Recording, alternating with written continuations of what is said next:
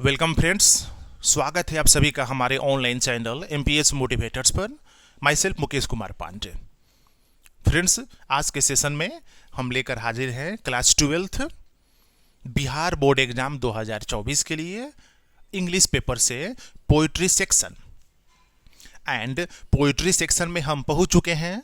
It is the poem number 5 and its name is an epitaph and its speaker name is, its poet name is Walter de la Mare. So friends, 12th English paper का session रहेगा आज के लिए poetry section का कविता number 5। वर्ष 2024 में class 12th Bihar board की होने वाली बोर्ड एग्जाम के लिए वैसे सभी स्टूडेंट्स जो तैयारी कर रहे हैं, अपने घर पर जी जान लगा रहे हैं, वैसे सभी स्टूडेंट्स के लिए हमारा आज का सेशन एकदम फ्रूटफुल रहेगा। आगे बढ़ने से पहले गुजारिश है, वैसे सभी स्टूडेंट्स, वैसे सभी फ्रेंड्स जो क्लास 12th में है, बिहार बोर्ड से जुड़े हुए हैं, 2024 में होने वाली बोर्ड एग्जाम की तैयारी कर रहे हैं, जुड़िए हमारे ऑनलाइन चैनल एमपीएस मोटिवेटर्स के साथ। घर बैठे अपनी तैयारी को और इजी कीजिए और आसानी से कीजिए। तो चलते हैं फ्रेंड्स आज का session. And as you know it is the introduction session today. आज का जो सेशन है यह इंट्रोडक्शन सेशन है और इंट्रोडक्शन सेशन में दो बातों का जिक्र हम डेफिनेटली करते हैं। फर्स्ट, कवि का परिचय एंड सेकेंड, शीर्षक का उद्देश्य। तो मुख्य रूप से दो बातों का जिक्र इंट्रोडक्शन सेशन में किया जाता है। जो कवि हैं वाल्टर डेलामेयर, वाल्टर डेलामेयर का इंट्रोडक्शन जानेंगे, उनका परिचय जानेंगे। उसके बाद जब बढ़ेंगे तो जो टाइटल दिया गया है एन एपिथेप, इस टाइटल का उद्देश्य क्या है, ऑब्जेक्टिव क्या है, टाइटल देने के पीछे क्या मकसद था वाल्टर डेलामेयर का, इन सब बातों को जानेंगे। तो सबसे पहले आज का सेशन का शुरुआत हम करेंगे वाल्टर डेलामेयर से। वाल्टर डेलामेयर एक ऐसा नाम है जो इंग्लिश लिटरेचर हिस्ट्री में हमेशा याद रखा जाएगा। Walter de la Mare was a great and a noted English poet of England. He was born in the Kent city of England in the year of 1873। England के केंट शहर में 1873 में वाल्टर डेलामेयर का जन्म हुआ था। Walter de la Mare was supposed to be the modern poet of 20th century। कह सकते हैं कि 20वीं शताब्दी के एक आधुनिक कवि माने जाते हैं वाल्टर डेलामेयर। अंग्रेजी साहित्य के 20वीं शताब्दी के एक बहुत ही वर्सटाइल एंड जीनियस कवि थे Walter de la Mare. Walter de la Mare lost his father at the age of 4। जब 4 वर्ष के थे, वाल्टर डेलामेयर की उम्र जब 4 वर्ष थी, इनके पिता का देहांत हो गया, इनके पिता की मृत्यु हो गई। And the rest members of the family moved to shift in London. उसके बाद इनके परिवार के सभी लोग केंट शहर छोड़ करके और इंग्लैंड की राजधानी कैपिटल लंदन में आकर के बस गए, शिफ्ट हो गए। Then completed his education. उसके बाद वाल्टर डेलामेयर का एजुकेशन जो है, शिक्षा पठन पाठन पूरा हुआ। And he became a great and a famous English poet of English literature of the world.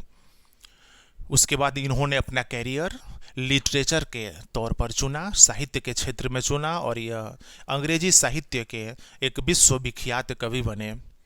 England का नाम इन्होंने पूरे वर्ल्ड में फेमस किया, रोशन किया।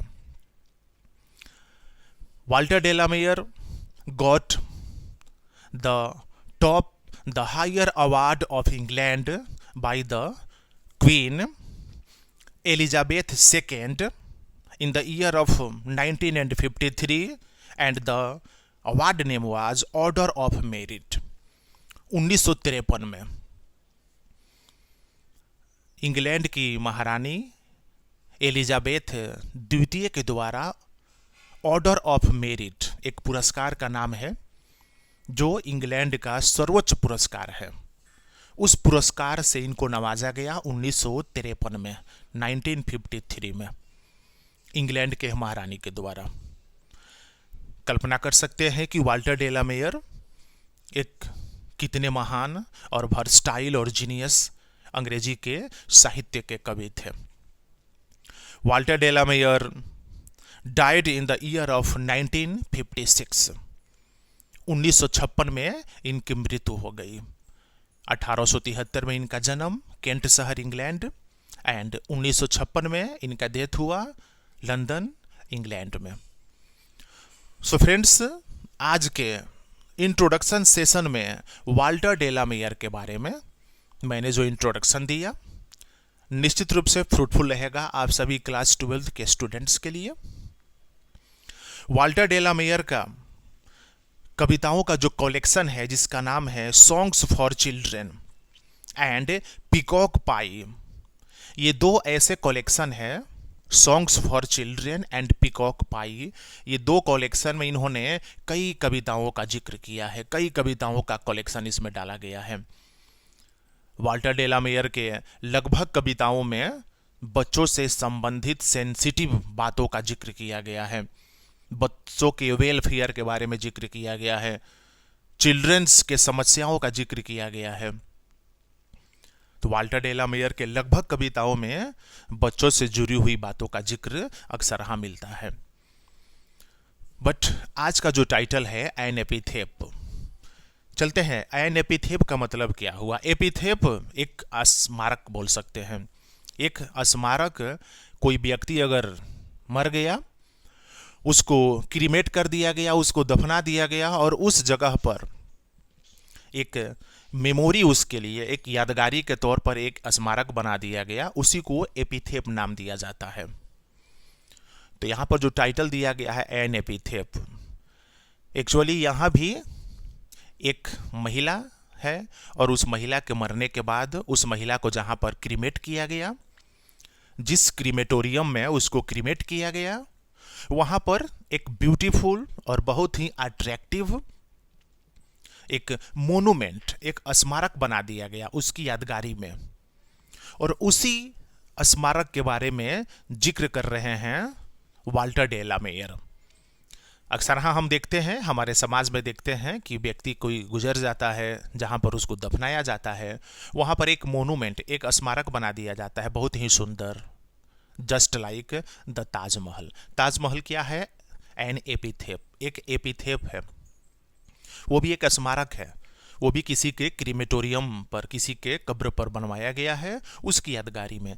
तो यहाँ भी वाल्टर डेलामेयर जो टाइटल दिए हुए हैं एन एपिथेप, स्मारक, किसी व्यक्ति के मरने के बाद उसकी यादगारी में बनवाया गया वह भवन, उसको एपिथेप नाम दिया गया है।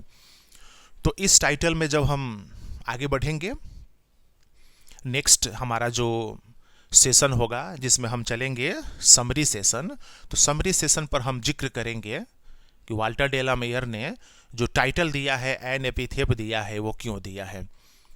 इसके पीछे कारण है कि इंग्लैंड की एक महिला थी और वह बहुत ही सुंदर महिला थी। गुजरने के बाद, मरने के बाद उसको जहाँ पर क्रीमेट किया गया, उस क्रीमेटोरियम में उसके क्रीमेशन पर एक मोनूमेंट, स्मारक बनाया गया और उसी का जिक्र अपनी कविता एन एपिथेप में वाल्टर डेलामेयर के द्वारा किया जा रहा है। वह महिला कैसी थी, कितनी सुंदर थी, उसकी एक्टिविटी क्या थी, ये सब की जानकारी हम देंगे अपने नेक्स्ट सेशन में, जब चलेंगे हम summary session. Since it is the introduction session today, next session में हम चलेंगे तो हमारा जो नेक्स्ट सेशन होगा वह समरी सेशन होगा। एंड समरी सेशन में summary in Hindi, summary in English, 1 by 1 सटीक एंड सरल भाषा में आप सभी के लिए प्रस्तुत किया जाएगा एमपीएस मोटिवेटर्स के माध्यम से। आज का सेशन इंट्रोडक्शन सेशन, जिसमें कवि का परिचय और टाइटल जो दिया गया है, उस टाइटल का क्या उद्देश्य है, इन दोनों बातों का जिक्र विस्तृत रूप से आप सभी क्लास 12 के स्टूडेंट्स के लिए किया गया। उम्मीद करते हैं कि आज का सेशन जो इंट्रोडक्शन सेशन है निश्चित रूप से आप सभी के लिए फ्रूटफुल होगा, जो 2024 के एग्ज़ाम के लिए तैयारी में लगे हुए हैं। तो निश्चित रूप से आज का वीडियो आप निश्चित रूप से देखिए, पॉजिटिव कमेंट्स कीजिए, फ्रेंड्स में ग्रुप्स में शेयर कीजिए। वैसे सभी फ्रेंड्स व्यूअर्स जो अभी तक हमारे इस चैनल से नहीं जुड़े हुए हैं, आप हमारे चैनल से जुड़े, घर बैठे अपनी प्रिपरेशन करें। मिलते हैं नेक्स्ट सेशन में for the summary session of the same poem. देखते रहिए MPS motivators. Till then thank you very much.